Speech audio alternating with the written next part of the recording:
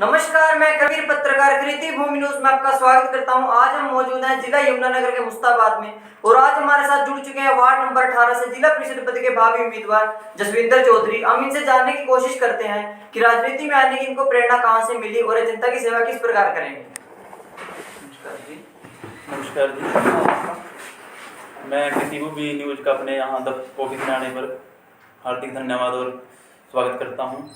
जैसे कि आप जिला परिषद के इलेक्शन की तैयारी कर रहे हैं, तो आपको राजनीति में आने की प्रेरणा कहां से मिली?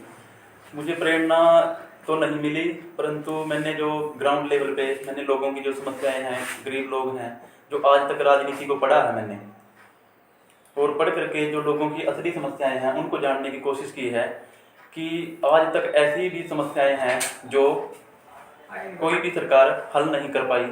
तो इसलिए मैंने ग्राउंड लेवल पे पहले लोगों की समस्याओं को जाना, उसके बाद मैंने अपनी टीचिंग वाली फील्ड को छोड़ के राजनीति में आने का जो है निर्णय लिया। किस प्रकार की समस्याएं आपके हल्के में बनी?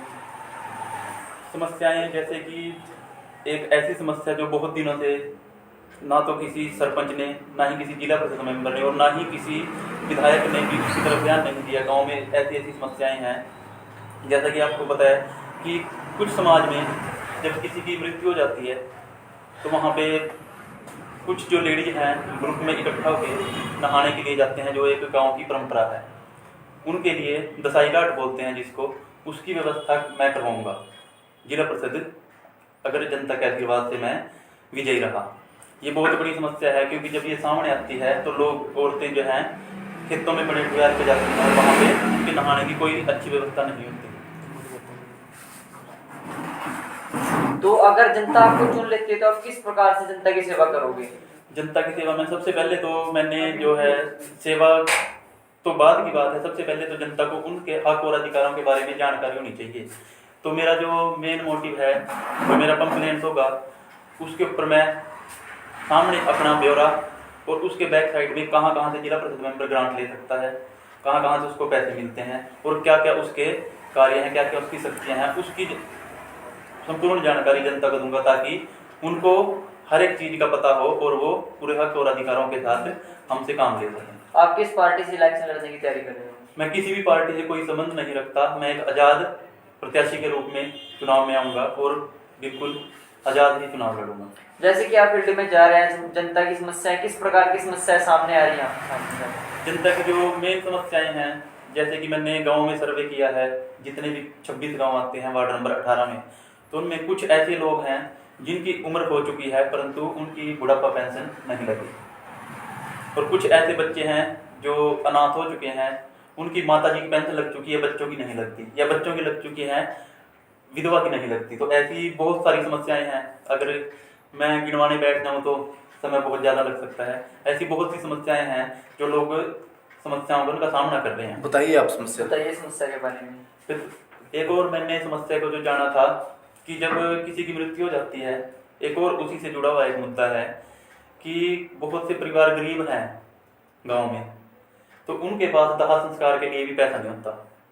तो मैं चाहता हूं कि सरपंच और जिला परिषद मेंबर के सहयोग से आपस में मिल करके जो है एक कमरा बनाया जाए शमशान घाट में, और वहाँ पे लकड़ी की व्यवस्था की जाए, ताकि अगर एक घर में मृत्यु हो जाती है तो कम से कम 2500 से 3000 की लकड़ी आ जाती है, और एक गरीब आदमी के पास इतना पैसा नहीं होता। तो सरपंच और जिला परिषद मेंबर मिलके उसकी व्यवस्था कर सकते हैं। दान देने वालों की कमी नहीं है, जितने बड़े बड़े ठेकेदार हैं वो लकड़ी को सिर्फ कहने की देर है वहाँ पे पहुँचा सकते हैं। जैसे बात की जाए सबका साथ सबका विकास नारे के बारे में, तो आपके हल्के में अब तक कितना विकास हुआ है? विकास सिर्फ कागजों में हो रखा है।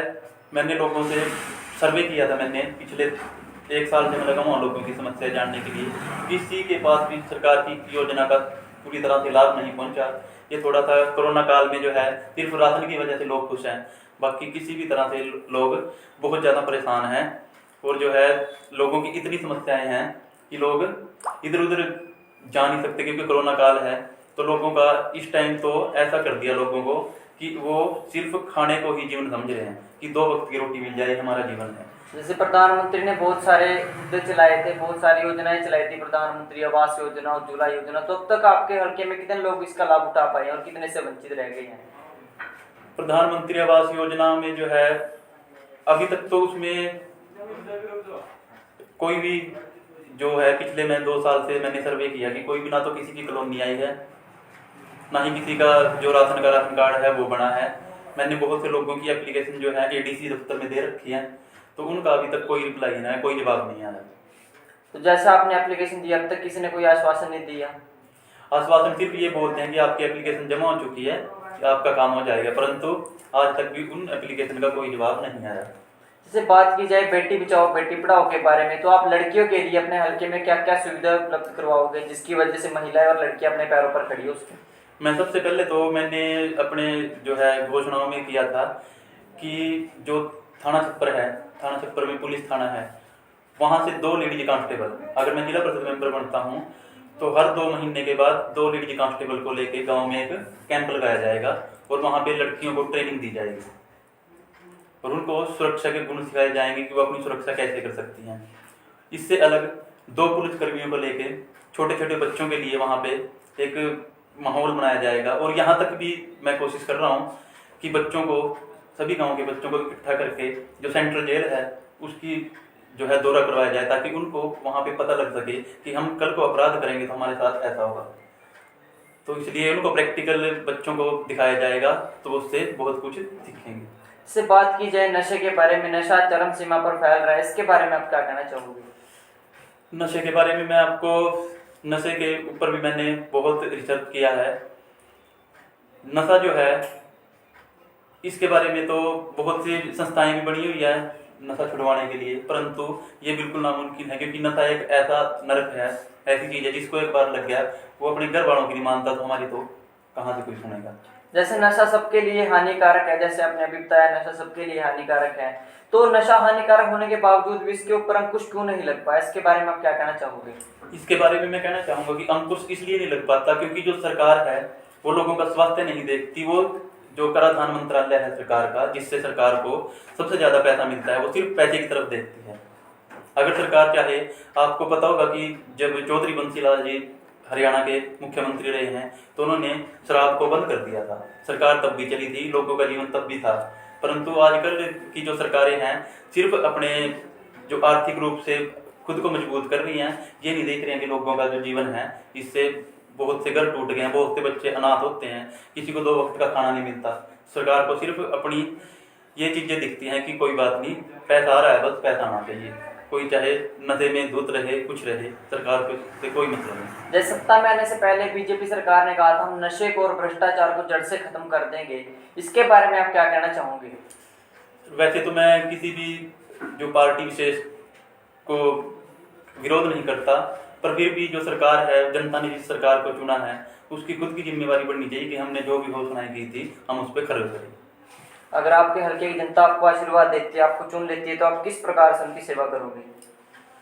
मैं सबसे पहले तो जितने भी लोग हैं, मैं जो है प्रत्येक गांव में ग्राम लेवल पर, जैसे जो ग्राम पंचायत होती है, ग्राम पंचायत अलग 10 लोगों की एक कमेटी बनाऊंगा जो हर महीने मुझे उस गांव की रिपोर्ट सौंपेंगे कि इस घर में ये समस्या है, ये गली की समस्या है, ये राशन कार्ड की समस्या है और ये पेंशन की समस्या है।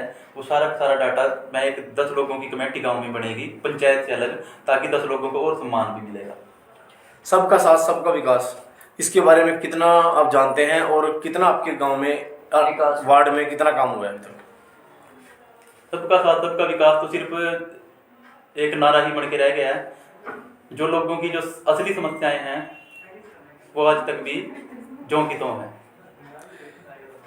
और नशे के ऊपर क्या कहना चाहोगे आप? जैसे नशे के छुड़वाने के लिए आपने कोई विशेष प्रक्रिया अपने दिमाग में चल रही हो, अपने विचार चल रहे हो, आपके क्या विचार है, नशा कैसे छूट सकता है? नशे के मामले में जो मैंने अभी बताया 10 लोगों की कमेटी है, उसी तरह से जो है गांव में एक ग्राम पंचायत और सरपंच से मिल करके बच्चों के लिए खेलने के लिए यहाँ स्टेडियम है? नहीं, स्टेडियम ये भी मेरे जो अगर बच्चों का स्टेडियम बनाया जाए और उसमें बच्चों का ध्यान खेलने की तरफ किया जाए तो नशा छूट सकता है? हाँ, छूट सकता है। तो ये नहीं आपके मन में ख्याल आया? नहीं, आता है जी। इसके बारे में बताइए। ये मेरी घोषणाओं में है।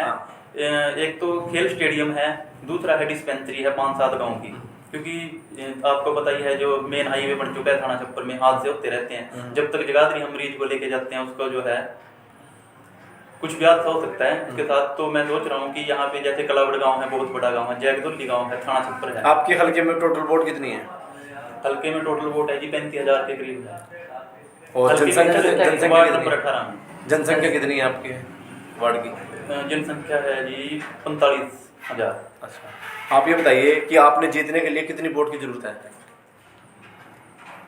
जीतने के लिए तो वो तो जो प्रत्याशी हैं उन पे डिपेंड करता है कि कितने लोग चुनाव में आएंगे। कितने से अंदाजा लगता है आपने कि मैं इतनी वोट मेरे को पड़नी चाहिए? 22,000, 16,000, 25,000 कुछ अंदाजा तो होगा? वैसे तो विनिंग जो है 10,000 प्लस तो पे जो विनिंग हो जाती है हमारे वार्ड में, अगर वो भी तब होती है अगर प्रत्याशी 3 या 4 हों। अगर उससे ज़्यादा हो तो 7-8 पे भी जो है प्रत्याशी जीत सकता है। अब जैसे कोरोना काल चला हुआ है, तीसरी लहर कभी भी आ सकती है, इस बारे में आप क्या संदेश देना चाहेंगे? तीसरी लहर जो है कोरोना के बारे में मैं कहना चाहूँगा कि कहीं ना कहीं बीमारी तो है, क्योंकि बहुत से लोग जो मेरे संपर्क में थे 2-3 संसार को विदा भी कह चुके हैं, और सिर्फ कोरोना से। खुद मेरे आइडल थे एक प्रिंसिपल GL शर्मा जी, विश्व भारती कॉलेज जगाधरी से, उनकी भी कोरोना से मृत्यु हो चुकी है। तो मैं तो यही कहूँगा कि अगर सरकार ने पहले ही अलर्ट जारी कर दिया है कि तीसरी लहर आएगी, तो मैं सभी से प्रार्थना करूँगा कि इससे बचें और अपने आप को सुरक्षित रखें। तो जैसा कि आपने सुना, इन्होंने जनता की समस्या के ऊपर गौर करने को कहा है और संदेश दिया है बहुत अच्छा कि अपने घरों में रहें, 2 गज की दूरी, मास्क है जरूरी। इसी के साथ वीडियो को ज्यादा से ज्यादा शेयर करें। अगर आपके आसपास कुछ गलत हो रहा है तो कृति भूमि न्यूज की टीम के साथ संपर्क करें। हम आपके आवाज बने और सदैव बने रहेंगे। बने रहिए मेरे सहयोगी कैमरा पर्सन सोमनाथ के साथ। देखते रहिए स्पेशल रिपोर्ट।